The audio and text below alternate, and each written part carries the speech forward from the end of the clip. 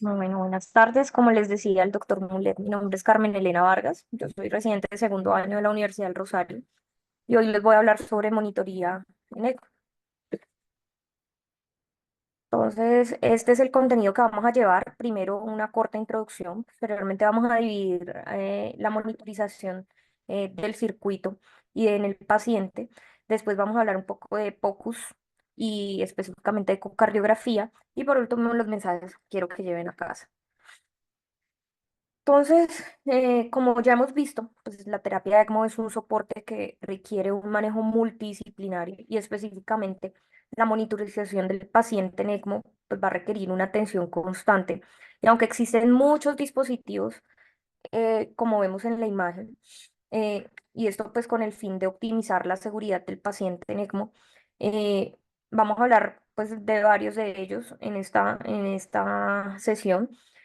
Tenemos que tener presente que ninguno de ellos va a reemplazar la vigilancia al lado de la cama del paciente por parte de todo el equipo multidisciplinario.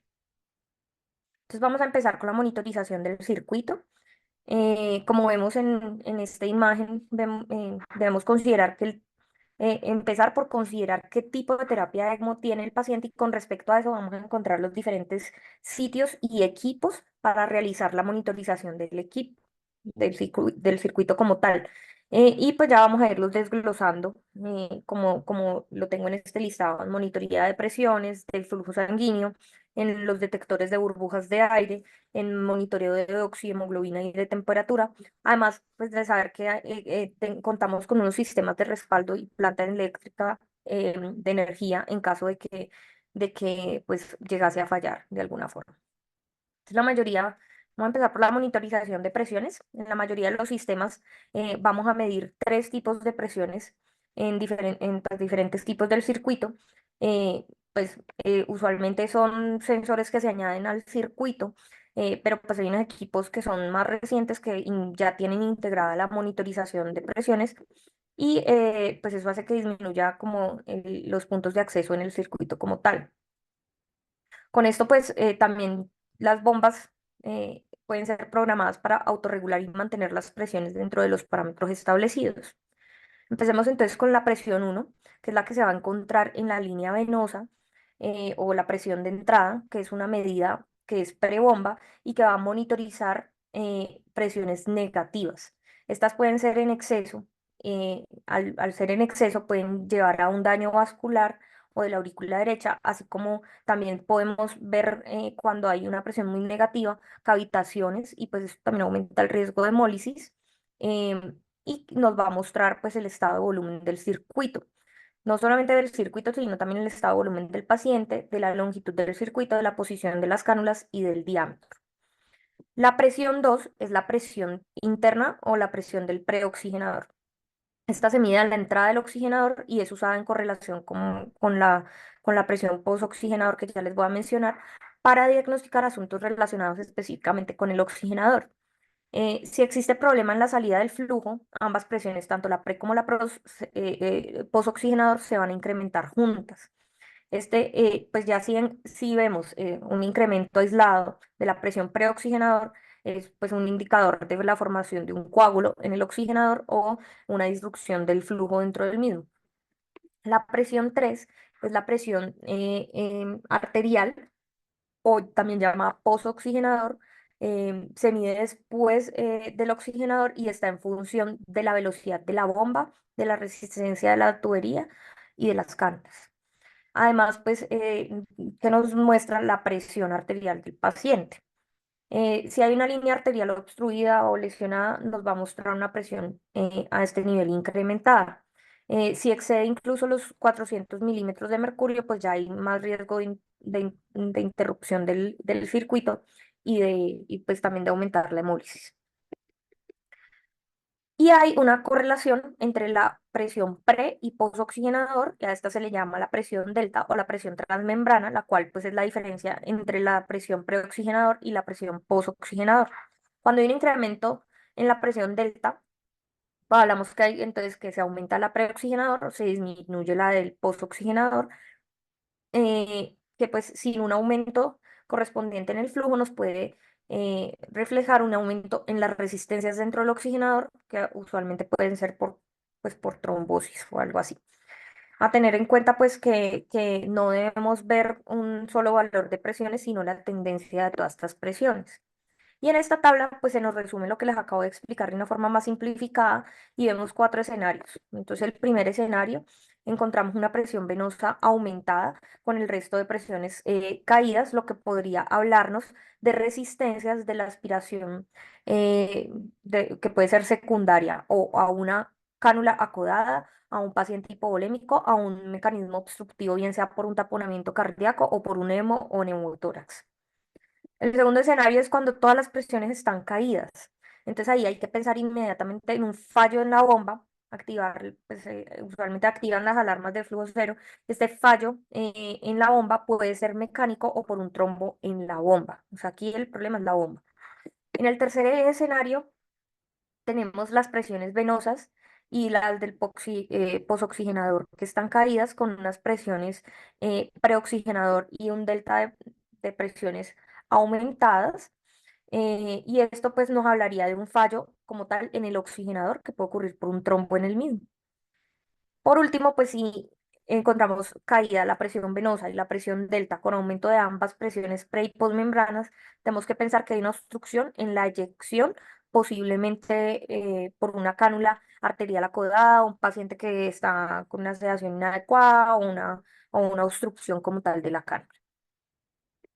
Los otros sensores que vamos a encontrar, entonces está el de flujo.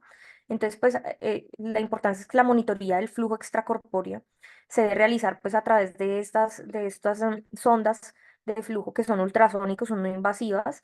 Ellas van a ir incorporadas con unas alarmas que pueden programarse como para detectar flujos tanto bajos como altos y que alerten al personal de los cambios de flujo en diferentes partes del circuito. La importancia, pues, es que, por ejemplo, cuando hay riesgo de flujos retrógrados, que pueden ocurrir cuando hay bombas centrífugas no oclusivas, las cuales pueden permitir flujos como hacia atrás, em, si la presión de afuera de la bomba es mayor que la presión generada, pues se pueden producir esos flujos retrógrados. Con las alarmas, no solamente pues alerta al personal, sino que hay unos dispositivos que también tienen unos sistemas de autorregulación que pueden detectar esos flujos retrógrados y cambian el modo a un flujo cero para evitar problemas. Para eso es importante pues, mantenerlos calibrados eh, y pues también tener presente el tamaño del diámetro de los tubos utilizados. Lo otro es el detector de burbujas. Este puede identificar burbujas microscópicas en el flujo sanguíneo y cuenta también con sensores ultrasónicos que van a detectar cambios en el flujo sanguíneo y pueden generar alarmas y detener el flujo si es necesario para evitar pues, que esas burbujas se vayan sobre todo hacia el paciente. De igual forma, pues se pueden poner tanto en la vía arterial, que es la que va al paciente, o la venosa, que es la que viene de él. De ahí pues está la monitorización de la oxihemoglobina. Este pues nos puede medir saturación venosa en la línea arterial, pero pues va a variar de acuerdo al tipo de ECMO. Entonces hablaban, si es venoarterial, pues este nos va a reflejar la saturación venosa mixta cuando la sonda pues, la ponen antes de cualquier shunt. Si es venovenoso, este valor pues puede incluso estar falsamente elevado por la recirculación, pero eso nos ayuda también a medir la fracción de recirculación que pueda tener el paciente. Si ya ponemos el sensor de saturación en la línea arterial, pues nos va a monitorizar la oxigenación. Y pues vemos que no solamente tienen la habilidad estos sensores de medir oxigenación, sino que también nos puede decir cómo está la hemoglobina y el hematocrito. Y hay unos sensores que son un poquito más complejos y pueden calcular PaO2, PCO2 y algunos parámetros fisiológicos del paciente como el consumo de oxígeno y la producción de CO2. Tenemos los sistemas de respaldo y la planta de energía que les contaba que es de emergencia. En los circuitos de ECMO modernos, pues se cuenta con estos dispositivos para trabajar, bien sea cuando pues, se active una batería de respaldo, cuando haya una falla eléctrica, pero también hay que tener presente esta manivela que vemos en la imagen que se llama hand track, que puede suplir la bomba y nosotros dar las revoluciones por minuto de forma manual, mientras que se busca solucionar el por qué no estaba funcionando la bomba. Y la monitorización de la temperatura, pues tenemos que tener presente que estos circuitos em, exponen a la sangre a una temperatura ambiente y cuando vuelven al paciente, sobre todo en los más chiquitos, si el intercambiador de calor falla, pues pueden producir que sobre todo en los niños más chiquitos se puedan presentar hipotermias. Entonces es importante también monitorizar la temperatura de los pacientes. Como íbamos hablando, entonces las complicaciones relacionadas con el circuito son frecuentes, se van a relacionar también pues, con una morbilidad importante, pero también tenemos que evaluar la función de la membrana o del oxigenador, que pues en algún momento podría presentar algo de fallas. Dentro de los mecanismos por los cuales se puede disfuncionar una membrana, encontramos que hay una activación de vías inflamatorias y de la coagulación que puede predisponer a formación de trombos, fibrinolisis, activación de leucocitos. Puede haber una coagulopatía sistémica, una hemólisis o una acumulación de humedad de forma gaseosa y de proteínas en la fase sanguínea, por lo que es importante pues reconocer oportunamente cuando hay una alteración en diferentes niveles que puedan poner en riesgo la función de la membrana. Entonces, tenemos que vigilar, uno, alteraciones hematológicas con pruebas de coagulación como el PTT, otros como las plaquetas, el dímero D o el fibrinógeno, o perfiles de hemólisis con aumentos de LDH o de hemoglobina libre que en muchos centros la monitorizan. La otra es que hayan obstrucciones en el flujo sanguíneo y eso lo vamos a ver a través de las presiones que ya les mencioné previamente, sobre todo la pre y la posmembrana. Y también la otra forma de ver la función de la membrana, pues es a través del intercambio gaseoso y ver cómo está pues, la entrega de oxígeno y cómo está también la salida de CO2 del paciente. Si hay alguna de estas alteraciones en estos paraclínicos que se están o en lo que se está monitorizando, se debe considerar la disfunción de la membrana y el cambio oportuno, bien sea de la membrana o del circuito. Eso era como la monitoría del circuito. Ahora vamos a hablar de la monitoría del paciente. Y este lo vamos a dividir en monitoría hemodinámica, en la monitoría de la anticoagulación, en neuromonitoría, y vamos a finalizar hablando de POCUS y ecocardiograma eh, en el paciente NECO. Entonces vamos a empezar con la monitoría hemodinámica y para ello debemos retomar un poco el principio fisiológico de la terapia ECMO, que viene siendo nada más que intervenir en la perfusión del paciente. Esto se traduce en el equilibrio que debe haber en la entrega y en el consumo de oxígeno. En el momento pues, en que se presente una alteración, debemos saber cuál es la intervención terapéutica apropiada. Entonces, debemos empezar con el conocimiento de los componentes de la entrega de oxígeno, que ya lo hemos mencionado en charlas previas, y vamos a recordar aquí que esos componentes, uno de los grandes es el gasto cardíaco y pues correlacionándolo, pues que esto es igual a la frecuencia cardíaca, al volumen sistólico, que va a ser a su vez, eh, em, va a ser igual a lo que es la precarga, la poscarga y la contractilidad. Y básicamente todo este gasto cardíaco en la terapia ECMO, la bomba es la que nos va a suplir o nos va a ayudar a solucionar esto que puede estar fallando en el organismo del paciente críticamente enfermo. Y por otro lado están los contenidos arteriales de oxígeno y aquí pues está la hemoglobina y está la oxigenación como tal. Y aquí el oxigenador y el flujo de gases frescos son los que nos van a dar el aporte. Pues ya teniendo en cuenta cómo ocurre la entrega de oxígeno tisular y cómo la vamos a intervenir, también tenemos que ver que también nos puede aumentar el consumo de oxígeno, que nos pueda generar el desbalance en la relación del DO2, em, BO2.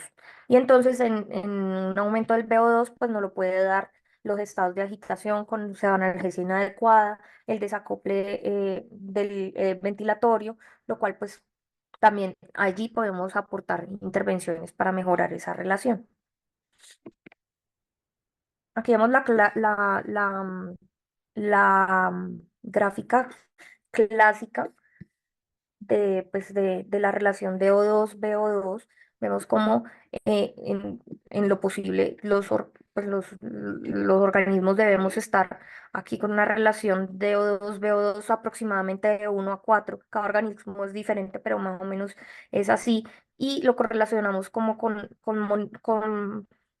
algunos paraclínicos pues sí, la monitoría va en eso, de ver cómo están los niveles de lactato, las tasas de extracción de oxígeno y la saturación venosa mixta o central de oxígeno.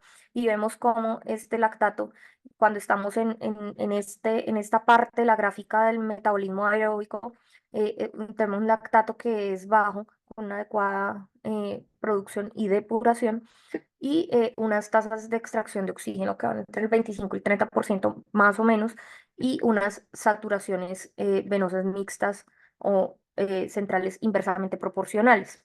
Pero cuando tenemos problemas de perfusión y esta relación va bajando a 1 a 3, 1 a 2, nos vamos acercando a este punto de inflexión que se llama el DO2 crítico y empezamos ese metabolismo anaerobio donde se nos va a subir el lactato, va a bajar la saturación venosa y va a aumentar en, en, en la medida de lo posible esas tasas de extracción hasta pues, que llega un punto en que esas tasas de extracción también pueden ser muy bajitas porque ya no hay células que puedan extraer adecuadamente.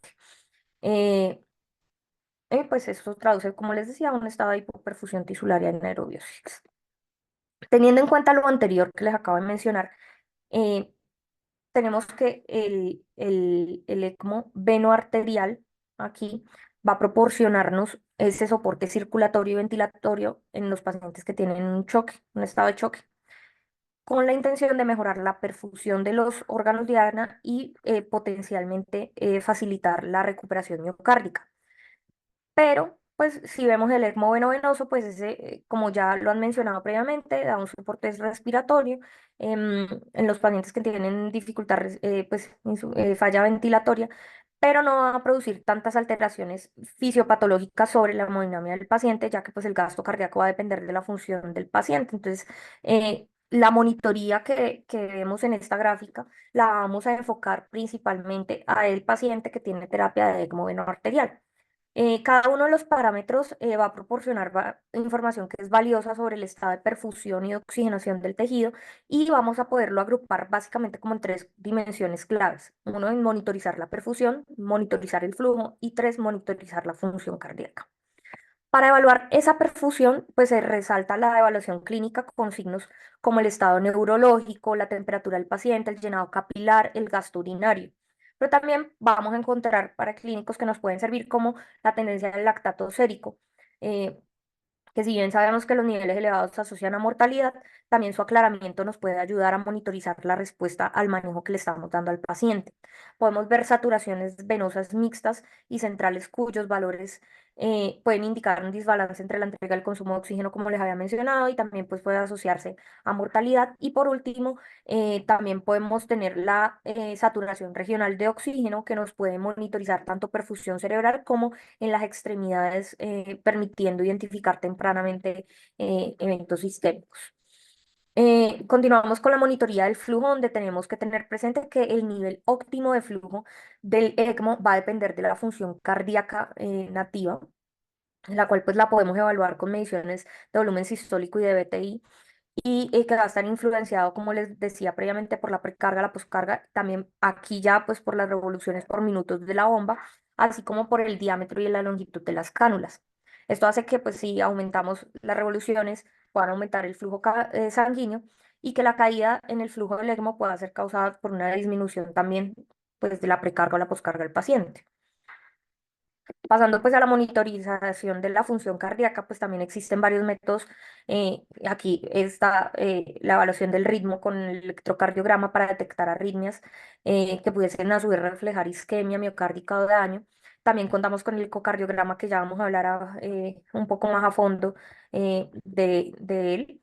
Em, Hablan también como del uso del catéter de la arteria pulmonar que evidentemente pues lo podemos utilizar más o lo han usado más en adultos, nos permite ver presiones de llenado cardíaco, presión de enclavamiento de la arteria pulmonar, la presión de la aurícula derecha, pero, y pues determinar de alguna forma el gasto cardíaco.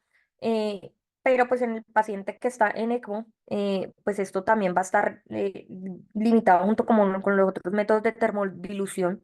eh, no son precisos, esto es porque la circulación extracorpórea pues va a afectar el flujo sanguíneo pulmonar, hay pérdida de señales térmicas y eso pues hace que su fiabilidad disminuya con grandes cambios hemodinámicos o del tono vasomotor. Dentro de la monitoría de la función cardíaca hay dos parámetros que son muy esenciales que tenemos que tener presentes y son la presión de la arteria media, dado que pues ese es esencial para que pues monitoricemos indirectamente la perfusión de los órganos finales y la pulsatividad, porque esa nos habla del pronóstico.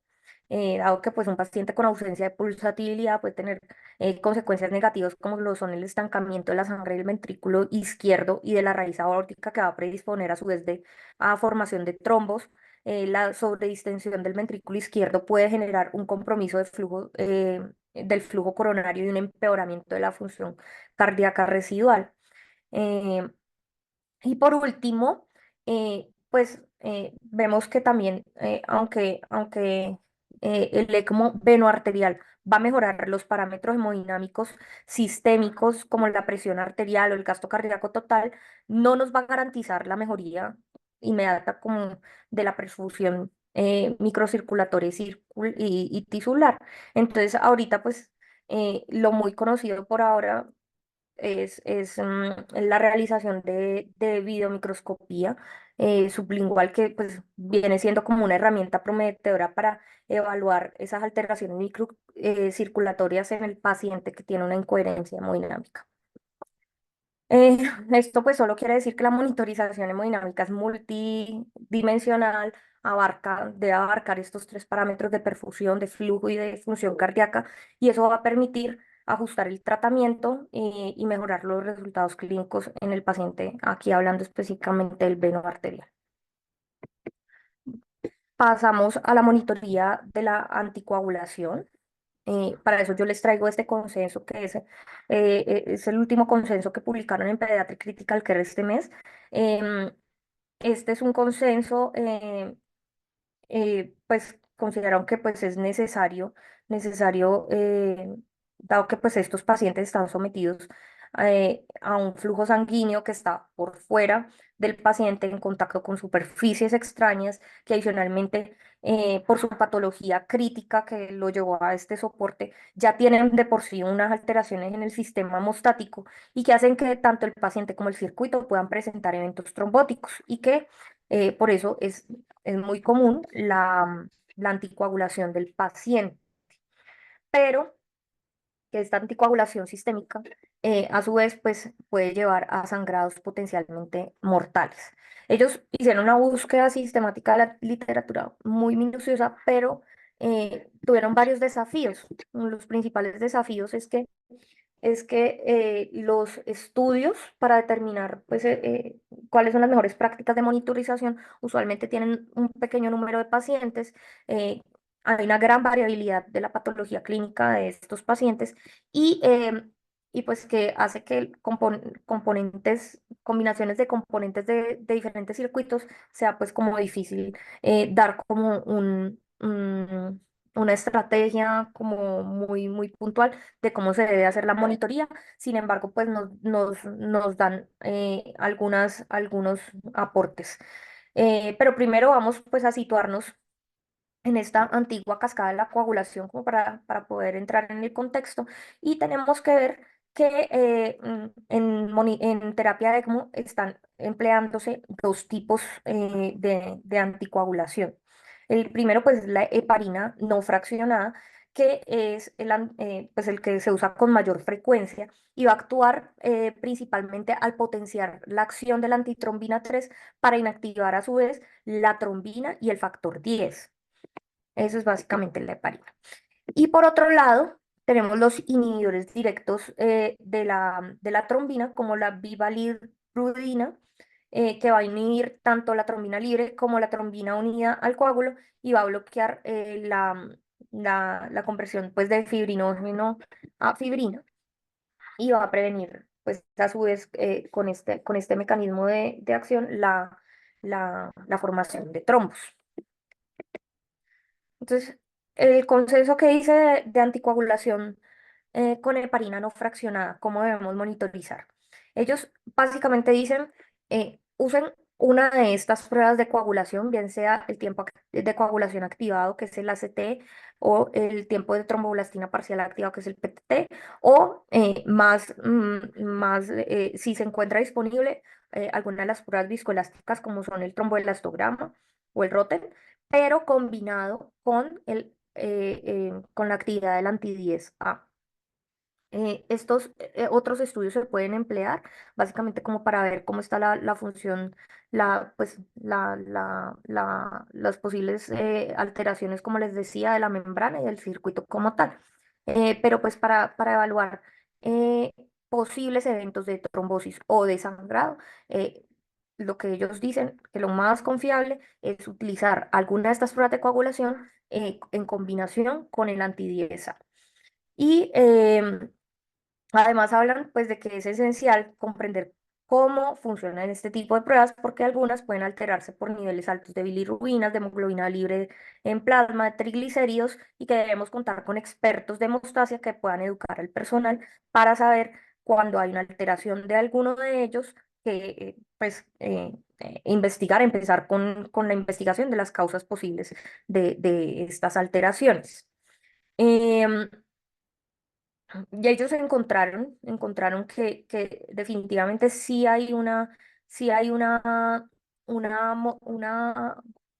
como una disminución cuando cogen y combinan las dos pruebas, o sea, cualquiera de las de coagulación con antidiesa, han encontrado disminución de transfusiones sanguíneas de los diferentes productos que puedan necesitar, hay una disminución de complicaciones hemorrágicas y una mayor duración del circuito.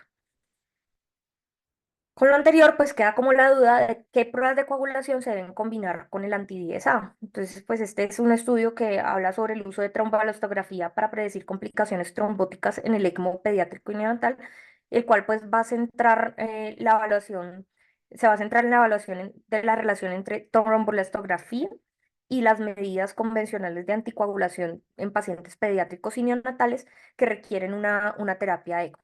Entonces el objetivo principal de ellos era como determinar cuáles eran los valores óptimos del trombolastograma y la actividad de la antidiesa para lograr minimizar complicaciones hemorrágicas y trombóticas en la población. Este es un estudio de 30 pacientes, 14 tuvieron eventos trombóticos, 13 tuvieron eventos hemorrágicos significativos. Encontraron que hay una correlación moderada en el tiempo de el R del trombolastograma y la actividad antidiesa, mientras que el AST y el PTT tuvieron unas correlaciones que fueron débiles. Para predictores de eventos trombóticos, tanto la actividad de la antidiesa con un OR de 0,62 como el trombolastograma con un OR de 1,19, pues fueron identificados como unos predictores independientes de eventos trombóticos significativos. Entonces, en su discusión, los autores concluyen que a pesar de que el AST es el que históricamente ha sido con el que se monitoriza la anticoagulación en el paciente en ECMO, la trombolastografía y la actividad antidiesa ofrecen una evaluación que es más completa y específica de la hemostasia. El trombolastograma va a proporcionar información precisa sobre toda la cascada de anticoagulación, incluyendo la formación y la disolución del coágulo, pues lo cual pues, va a ser crucial en el manejo de la anticoagulación en ECMO. Además, lo que sí señalan es que no identificaron predictores independientes para eventos hemorrágicos significativos y pues sugieren como contar con un establecimiento de umbrales óptimos para estas mediciones que puedan ayudar a mejorar la gestión de la anticoagulación y mejorar y minimizar los riesgos. En cuanto a los inhibidores directos de la trombina, pues realmente no hay suficiente evidencia para recomendar una prueba en específico o un rango para monitorizar este anticoagulante. Entonces, pues lo que más se ha utilizado para esta monitoría es el PTT, pero hay que saber que tiene un aumento que es curvilíneo, es decir, que también con niveles bajos del anticoagulante, pues se va a afectar ese PTT. También hay otros como el tiempo de trombina diluido y el tiempo de coagulación de carina que pueden ser más específicos y mejoran la sensibilidad. También hay que saber que estos inhibidores directos de la trombina también pueden prolongar el PTT del INR y que al final pues no se ha validado ningún rango terapéutico para lograr una monitoría como precisa de ello. Ahora vamos a hablar pues, de la neuromonitoría. Eh, pues a saber que las lesiones neurológicas son una causa importante de mortalidad en los niños que han estado en ECMO y eso incluye accidentes cerebrovasculares isquémicos, hemorragias intracraneales, craneales, lesiones hipóxico-isquémicas, convulsiones y que pueden llegar a ser más frecuentes en los pacientes que han estado en ECMO veno-arterial y específicamente los que han estado con indicaciones cardiovasculares más que las respiratorias y que contamos con imágenes, con monitoría fisiológica y con monitoría del flujo sanguíneo que nos pueden ayudar en esta neuromonitoría. Aunque pues el examen neurológico pues viene siendo como el estándar de oro para determinar la función neurológica, hay, un examen confiable en el paciente como muchas veces va a ser limitado porque hay sedación y hay bloqueo neuromuscular. Entonces, pero pues a rescatar del examen neurológico la evaluación de la reactividad pupilar. Ese pues sigue siendo accesible, eh, es pues como uno de los métodos más empleados y eso pues podemos emplear ya pues de los dispositivos, la pupilometría cuantitativa, que pues se ha estado utilizando y estudiando ampliamente en el paciente con cuidado neurocrítico. Se presenta como una herramienta útil y va evaluando de manera sensible el reflejo pupilar y correlacionándolo con la presión intracraniana y pues nos da un índice pupilar neurológico que al tener valores bajos, se va correlacionando con unas presiones intracraneales que pueden ser iguales o mayores a 20 milímetros de mercurio. Continuando con las imágenes como tal, entonces pues está la ecografía transfontanelar, que es muy útil en niños eh, que son chiquitos, que todavía cuenten con fontanela. Es por una neuroimagen que es portátil, que no es invasiva. En algunas guías o algunos protocolos la incorporan como de rutina diaria en los primeros 3 a 5 días y después lo vuelven como una evaluación por intervalos de acuerdo a las preocupaciones clínicas, a la aparición de convulsiones o a la disminución repentina de la hemoglobina. Em, a pesar pues de que tiene un gran atractivo, pues tiene limitaciones, como les decía, de la edad del paciente, que es operador dependiente, y pues que hasta la fecha las anomalías detectadas han mostrado asociaciones limitadas con los recursos, con los resultados de neurodesarrollo a largo plazo de los que sobreviven y que pues típicamente son predictivas solamente para lesiones graves. Entonces eso hace que la cojan como una neuroimagen de tamizaje y que requiera como pruebas confirmatorias como la tomografía o la resonancia post-ECMO para pues definir qué fue lo que detectaron. En cuanto a la tomografía, pues esa es la técnica de imagen preferida para los niños en los que el ECMO, que están en ECMO que no pueden realizarse una ecografía, nos va a dar imágenes detalladas, altamente sensibles para detectar hipertensión intracraniana, pero pues también tiene una sensibilidad limitada para lesiones isquémicas tempranas y puede llevar en ese orden de ideas a una subnotificación de complicaciones intracraneales. Como limitación, pues tenemos el transporte que necesita para poder realizar la imagen, que puede presentar riesgos y también pues la exposición a la radiación, que es otra de las preocupaciones que uno tiene en cuenta como cuando va a tomar la decisión de pedir esta neuroimagen. En cuanto al flujo sanguíneo cerebral, entonces, para esta monitoría contamos con la ecografía Doppler transcranial, también es una técnica que es no invasiva, es portátil, es económica, nos puede mostrar en tiempo real la velocidad del flujo sanguíneo cerebral y pues Se realiza utilizando varias ventanas acústicas, mm, y pues nos va a generar variables como lo son la velocidad de flujo sanguíneo cerebral y la, los índices de resistencia. Limitaciones, las ventanas acústicas a veces pueden ser difíciles de tomar y pues también que es algo que es operador dependiente.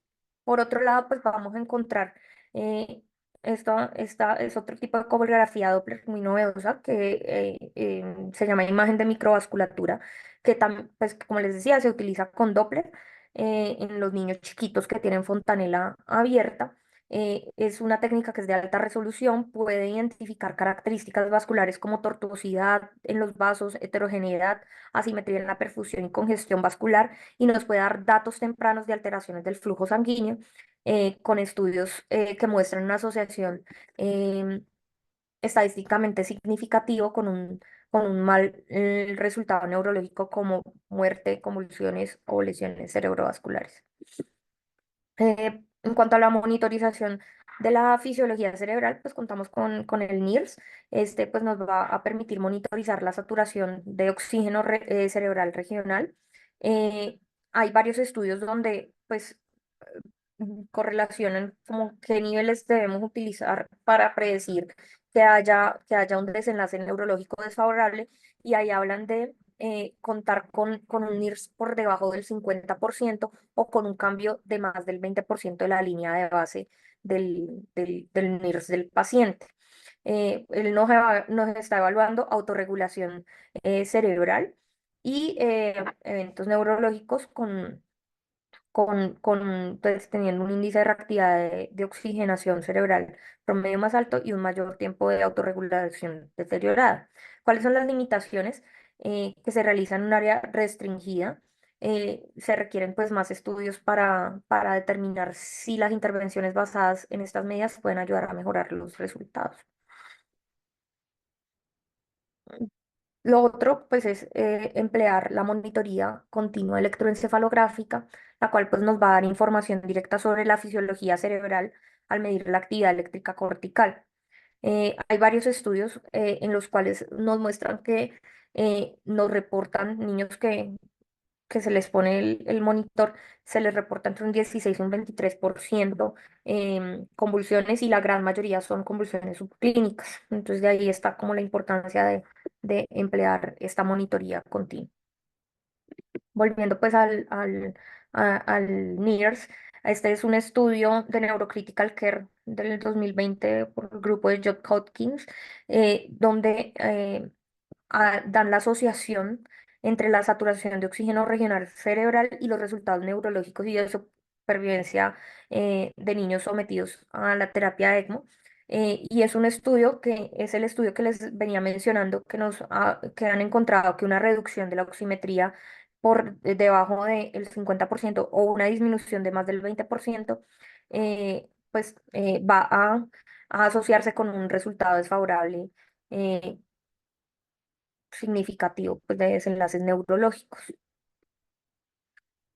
Por último, para hablar de lo último de la neuromonitoría, hay que hablar de la pseudoanalgesia. Entonces, eh, esto es muy importante porque el paciente que está en ECMO tiene unos factores farmacocinéticos que va a añadir el ECMO, como lo es el aumento del volumen de distribución, el secuestro del medicamento en el circuito, el descenso en el aclaramiento, que hace que muchos de estos sedantes, como el midazolam o el fentanil, requieran grandes dosis para lograr objetivos de sedación, y esos objetivos de sedación los tenemos que tener muy bien establecidos, y para eso pues debemos contar con alguna de las escalas de pseudoanalgesia. Pero en aquellos pacientes que se emplean bloqueos neuromusculares, pues estas escalas pues nos quedan, pues no van a funcionar, y deberíamos utilizar algún dispositivo para ver el nivel de sedación, como puede ser el, el índice biespectral o BIST, con objetivos entre 40 a 60, para evitar, pues en este caso, la sub o la sobresedación. Hay dispositivos, pues ya como para concluir, de neuromonitoría como este, que es el máximo, que nos va a integrar NIRS, nos va a integrar electroencefalografía continua y nos va a integrar el BIS para la monitoría un poquito más compleja, pero pues faltan estudios que nos demuestren esa eficacia de este tipo de dispositivos. Ya pues, para ir finalizando, vamos a hablar un poco del POCUS y de la ecocardiografía. Entonces vamos a ver primero algo de ecocardiografía. Aquí pues lo que dice el, el, el, la ELSO es que deberíamos realizar un seguimiento ecocardiográfico diario en los pacientes que tienen un soporte venoarterial, y esto con el fin de evaluar función cardíaca, posición de cánulas, detectar complicaciones, o para ya pues el destete de la asistencia de la terapia ECA. Entonces, ¿cuándo está indicado el monitoreo? Sobre todo en el veno arterial. Entonces, lo podríamos dividir, es como aparece en esta tabla, en antes de la terapia, durante la terapia y para el destete. Específicamente, pues para antes de la terapia, para guiar condiciones que pudieron llevar al paciente al soporte del ECMO, como la miocarditis, los estados de choque, las arritmias intratables, para ver cómo está la función ventricular, y detectar defectos em, congénitos que pudiesen también estar empeorando la función cardíaca, evaluar la morfología y la competencia de las válvulas. Si estamos hablando de pacientes que tienen indicación respiratoria, tenemos que evaluar también la función del ventrículo, la identificación de parámetros importantes como la dilatación de la aurícula derecha, la regurgitación tricuspidia, y con eso tomar pues medidas también de la función del ventrículo derecho. Pues también dije que puede funcionar o servir, perdón, antes de la terapia, para ver complicaciones potenciales como la presencia de cortocircuitos intracardíacos que puedan causar hipoxia persistente y que se deben conocer antes de la terapia de ECMO, pues para saber cómo se está manejando el paciente. En cuanto a la función cardíaca diaria, em, durante la terapia, pues debemos sobre todo pensar en las posibles complicaciones que puedan estar generando edema pulmonar, por ejemplo, porque allí debemos pensar entonces en una alteración en el ventrículo izquierdo con distensión de ese ventrículo, que a medida puede estar en contexto de una insuficiencia aórtica o mitral, y ver que si a falta, si a falta de un flujo anterógrado y que haya una disfunción severa, y que haya incluso chorros de regurgitación aórtico que puedan estar generando todo esto del edema pulmonar. Toca identificar pues, todas estos hallazgos en el ecocardiograma, y ver si el paciente se puede beneficiar de una evacuación o una descarga del ventrículo izquierdo a través de un vent o de una atrioseptostomía. La otra indicación para verlo, esto ya es durante la terapia, entonces es la posición de las cánulas. Entonces la posición de las cánulas a través del ecocardiograma también pues, nos va a dar una información valiosa, pero tenemos que saber también qué tipo de terapia estamos empleando, si venoarterial o venoso. Si es como en estas imágenes que está el venoarterial, tenemos que ver también los tipos pues, de terapia perdón, de canulación que tiene el paciente. Entonces, en la primera imagen está la canulación que es central, y en la segunda está la periférica en el cuello, que es muy frecuente en niños, pero en ambas tenemos que saber que la cánula venosa tiene que estar en la aurícula derecha, y la arterial debe estar posicionada en toda la aorta ascendente. Hoy también contamos con los que tienen canulación periférica en la ingle, donde pues la cánula venosa va por la vena femoral eh, común, y tiene que estar posicionada en toda la unión cabo-atrial. Y la otra cánula, la de reperfusión, esa tiene que estar en la arteria femoral común. Y es saber que estos también muchas veces tienen como una cánula de reperfusión periférica para la extremidad, para evaluar, pues, para evitar que haya isquemia en esa extremidad. Y esas posiciones las debemos verificar, pues a través del ecocardiograma y del POCUS específicamente en los vasos de las extremidades donde está esa cánula de reperfusión periférica. Este es para guiar la posición de la canulación en el venoso, pero pues allí tenemos que también tener presente que hay, hay diferentes tipos. Están los que tienen dos canulaciones y también pueden ser yugulofemoral, femoroyugular o pueden ser femorofemoral. Y está el que tiene una cánula con doble lumen, el cual tiene un, un drenaje que es distal, que tiene que ir en la vena cava inferior, y un retorno que es en el centro de la cánula y que tiene que ir específicamente en toda la entrada de la válvula. Entonces, eso también debemos valorarlo eh, a nivel ecocardiográfico. En el contexto de un paciente con descenso en el flujo del ECMO, pues con entradas muy negativas, la ecocardiografía también nos puede ayudar a detectar la causa. Y entonces, como les decía, puede ser o porque una cánula que está mal posicionada, que se fue a alguna de las cavas que no debería estar, o también que se trate de un taponamiento cardíaco que pueda, pues eso, solucionarse rápidamente, pues con el drenaje. Si no se encuentran las alteraciones previamente mencionadas, también se pueden utilizar para la evaluación de la precarga, pues porque esa puede ser otra de las causas, que es el paciente hipovolémico con una precarga inadecuada, y pues eso se puede ver a través de la medición de la vena cava inferior, que nos puede estimar de alguna forma presión venosa central. Otra de las complicaciones que hay que ver es la pérdida de la pulsatividad. Entonces, como lo dijimos en la monitoría hemodinámica, es un componente que es importante, que nos da pronóstico y que puede ser por una causa reversible, como lo es un taponamiento cardíaco o un trombo en el ventrículo izquierdo, pero también, pues para ver si de verdad se perdió, encontraríamos entonces una pérdida de la apertura de la válvula aórtica, pues por la disfunción severa del ventrículo izquierdo, junto con una poscarga que va a estar elevada. Ya por último, lo podemos utilizar para el destete del ECMO y pues aquí vamos a evaluar básicamente la función ventricular y valvular nativa.